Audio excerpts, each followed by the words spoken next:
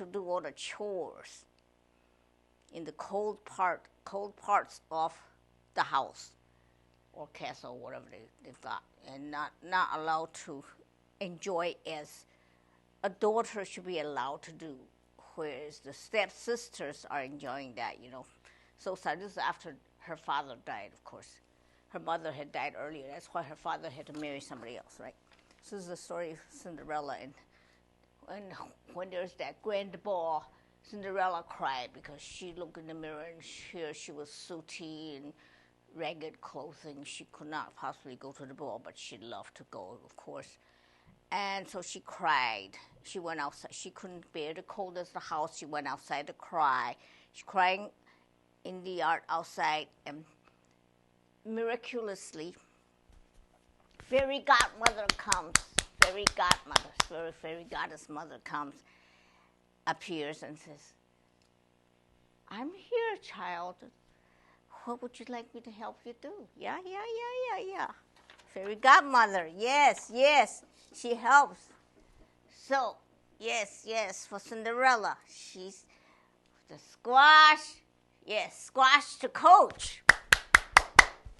Magic. Squash becomes coach, and mice to horses. Yes. Cinderella can go to the ball. Yes, she goes. Yes. Fairy godmother help her so much. Oh, such sweetness, yes. She's warned 12 midnight. The magic disappears. You need to leave by then. So she meets the prince and they dance. They have such a good time together. Don't even talk, just dance. Yeah, just have such a good time in silence. When people meet each other, when they know that's the person you love and so forth, that magic happens. Yes, such a good time, dancing. And time goes quickly, of course.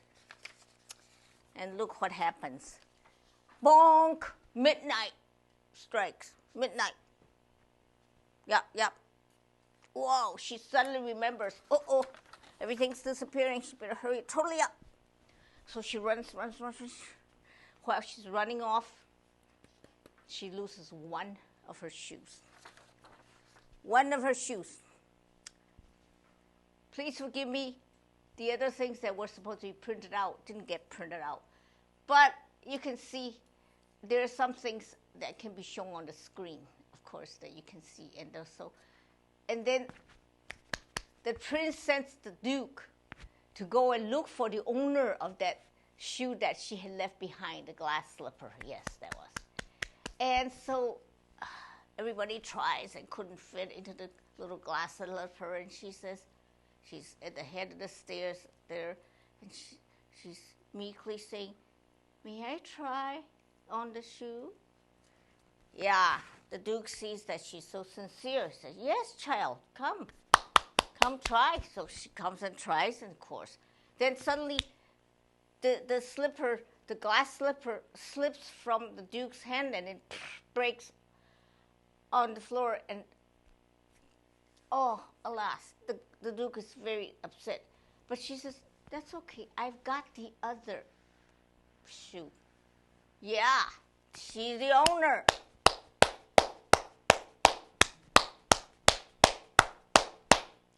Right. Princess found the owner.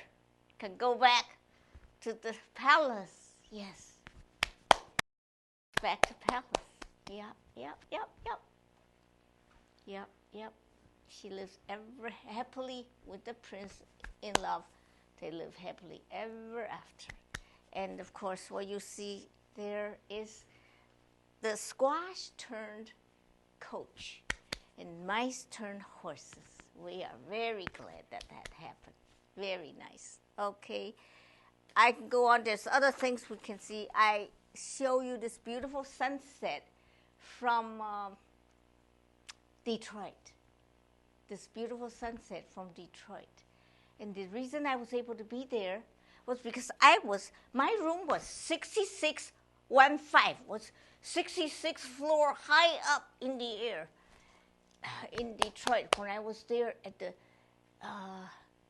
what is it called? The something starting with E, I think, or starting a Renaissance R. Renaissance Marriott Hotel in Detroit. I was there at the beginning of July with the National Federation's National Convention for 2009. I was there and facing the river there, Detroit River, but it has the beautiful view of sunset that you can see here. I was so delighted. I just was in love with it. So I have this beautiful to show you that. And in order for that, I wanted to thank also Louis Braille. And this is the flag that I received when I marched with them, the third March for Independence, because the blind people are now not weak and dependent. They've got a language, Braille. Yes, we must all learn Braille, not only the blind, but the sighted, because it's a language. And if you learn it, it's better for your mind. You're more alert. You can do better, communicate with more people and all that. It's very good. You can use that to make signs, to put on your folders and all that, finding things much easily just with your fingers and feeling the dots, you know. Yeah, that's it.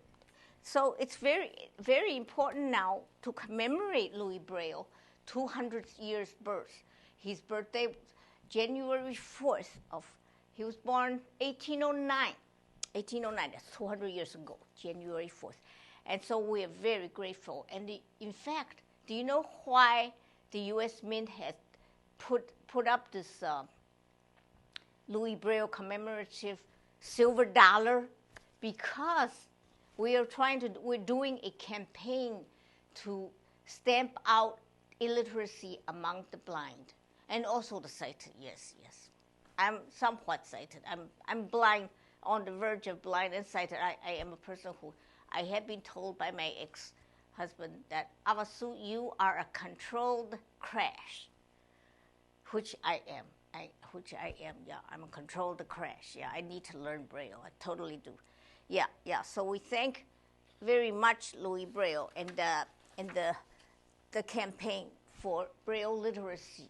We want 100% Braille literacy among the blind in particular. Do you realize only 10% of the blind children and adult can do Braille, read and write in Braille? Oh, that is such a shame. I am so sorry that's the case. Of course, a lot of that's due to the fact that there's not enough Braille teachers. I want to be a Braille teacher, but in order to do that, I had to first become fluent in it myself, right?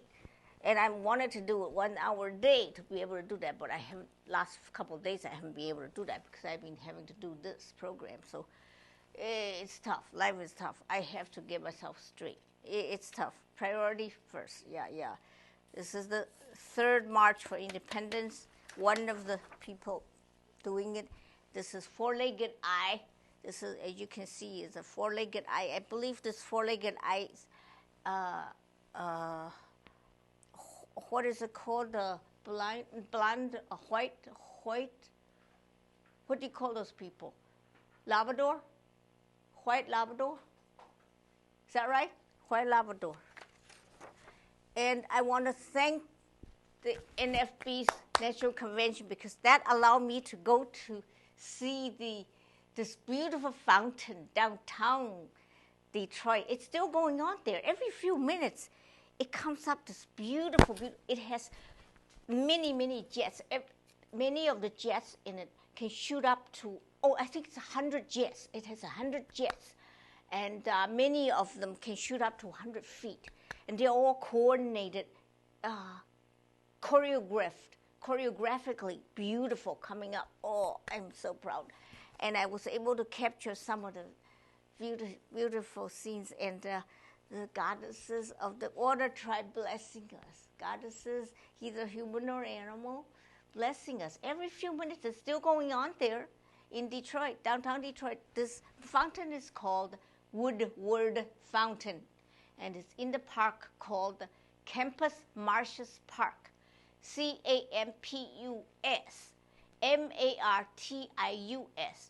Campus Martius Park. And the fountain is called Woodward Fountain. The street down there is Big Street Boulevard. Woodward, WOODWARD, Woodward Fountain. Very grateful. Very grateful.